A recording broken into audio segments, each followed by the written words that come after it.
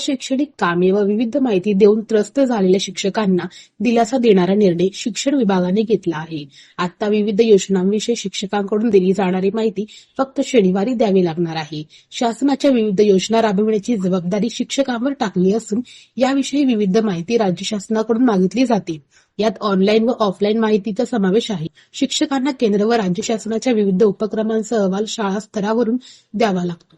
जिल्हा स्तर आणि तालुका स्तर तसेच केंद्र स्तरावरही माहिती शाळांना द्यावी लागते. यावर उपाय म्हणून आठवड्यातील शनिवार या एकाच दिवशी शिक्षकांकडून माहिती घेण्याचा निर्णय घेतला आहे. यामुळे शिक्षकांना दिलासा मिळाला आहे.